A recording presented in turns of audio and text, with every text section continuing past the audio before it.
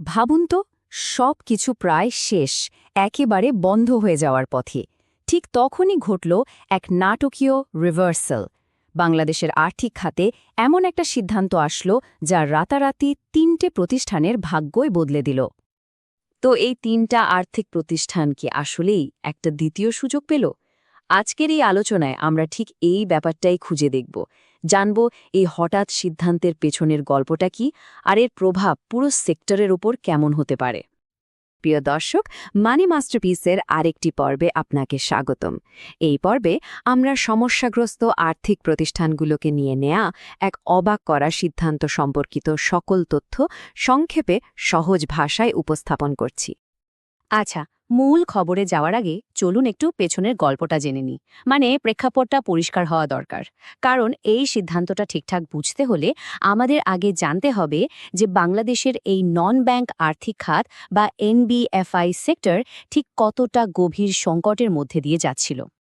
২৫,০৮৯ কোটি টাকা, ভাবা যায়? এটা হলো ২০২৪ সালের শেষ নাগাদ শুধু এনবিএফআই খাতের মোট খেলাপি ঋণের পরিমাণ। এটা কিন্তু শুধু একটা সংখ্যা না, এটা একটা ভয়াবহ সংকটের জলজন্ত ছবি। আর এই অঙ্কটা দেখুন, ১৫,৩৭০ কোটি টাকা। এই টাকাটা হলো সবচেয়ে বেশি সমস্যায় থাকা মাত্র ৯টা প্রতিষ্ঠানে আটকে থাকা আমানতকারীদের টাকা।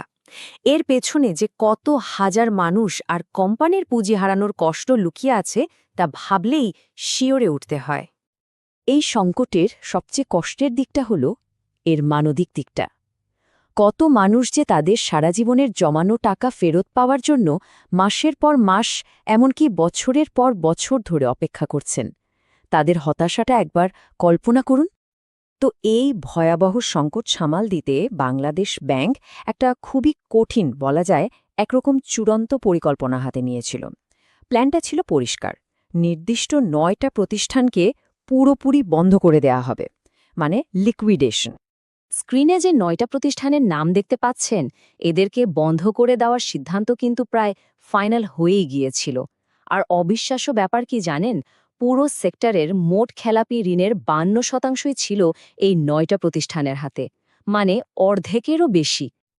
তবে এই পরিকল্পনাটা বাস্তবায়ন করাও কিন্তু সহজ ছিল না। এটা ছিল একটা বিশাল আর্থিক চ্যালেঞ্জ। দেখুন, একদিকে প্রায় ১৫,০০০ কোটি টাকার আমানত আটকে আছে, আবার অন্যদিকে এগুলো বন্ধ করতে গেলেও সরকারের প্রাথমিক খরচই ধরা হয়েছিল প্রায় ৯,০০০ কোটি টাকা, মানে দুই দিকেই সংকট। আর এখন আমরা আসছি গল্পের সেই টার্নিং পয়েন্টে, সবচেয়ে গুরুত্বপূর্ণ মোড়। তারিখটা ছিল ২৭ জানুয়ারি ২০২৬। এদিন এমন একটা আশ্চর্যজনক সিদ্ধান্ত নেওয়া হলো যা পুরো ঘটনাপ্রবাহকে একদম নতুন একটা দিকে ঘুরিয়ে দিল। ঠিকই ধরেছেন, ওই যে ৯টা প্রতিষ্ঠানের তালিকা ছিল, তার মধ্যে ৩টা প্রতিষ্ঠানকে, জিএসপি ফাইন্যান্স, প্রাইম ফাইন্যান্স আর বিআইএফসিকে একটা অস্থায়ী রিপ্রিভ বা স্বস্তি দেওয়া হয়েছে। সোজা কথায় তাদের এখনই বন্ধ করা হচ্ছে না। এই টাইমলাইনটা একবার দেখুন, তাহলেই বুঝবেন ঘটনাগুলো কত দ্রুত ঘটেছে। গত বছরের মে মাসে দেয়া হলো বন্ধের নোটিশ, নভেম্বরে সেই অবসায়নের প্ল্যানটা অনুমোদনও হয়ে গেল, আর তার ঠিক পরপরই জানুয়ারির ২৭ তারিখে হঠাৎ করে সিদ্ধান্ত আসলো যে এই ৩টা প্রতিষ্ঠানকে ৬ মাসের জন্য পর্যবেক্ষণে রাখা হবে। কি নাটকীয়, তাই না? তো এখন সবার মনেই প্রশ্নটা আসছে, তাই না, যে কেন্দ্রীয় ব্যাংক কেন একেবারে শেষ মুহূর্তে এসে তাদের সিদ্ধান্তটা বদলালো? এর পেছনের আসল কারণটা আসলে কি?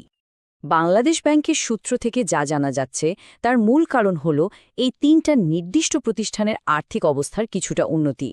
দেখুন, তারা যে পুরোপুরি সংকট থেকে বেরিয়ে এসেছে তা কিন্তু না, কিন্তু কেন্দ্রীয় ব্যাংকের যে কিছু মানদণ্ড ছিল সেগুলো পূরণে তারা কিছুটা হলেও অগ্রগতি দেখিয়েছে।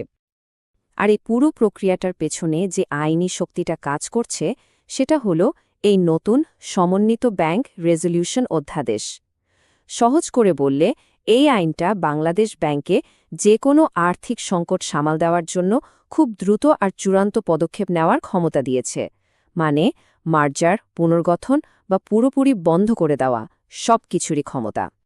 বেশ, তাহলে এই সিদ্ধান্তের পর ভবিষ্যতের ছবিটা কেমন দাঁড়াচ্ছে? আর্থিক খাতের জন্য সামনে কি অপেক্ষা করছে?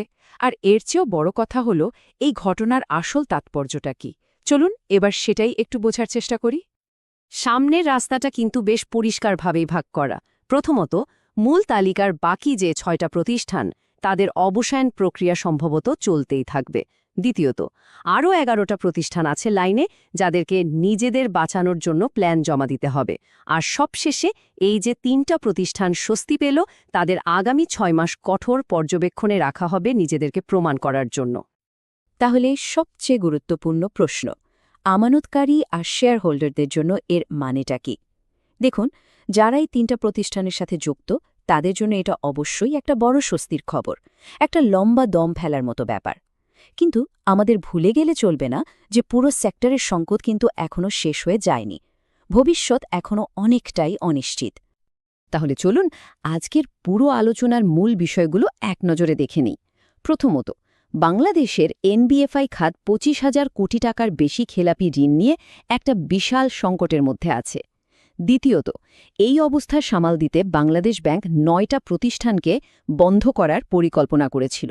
তৃতীয়ত, এক নাটকীয় সিদ্ধান্তে 27 জানুয়ারি 2026-এ জিএসপি ফাইন্যান্স, প্রাইম ফাইন্যান্স আর বিআইএফসিকে তাদের আর্থিক অবস্থার উন্নতির কারণে 6 মাসের জন্য একটা সুযোগ দেওয়া হয়। আর সবশেষে আরও 17টা প্রবলেম্যাটিক প্রতিষ্ঠানের ভাগ্য এখনও ঝুলে আছে।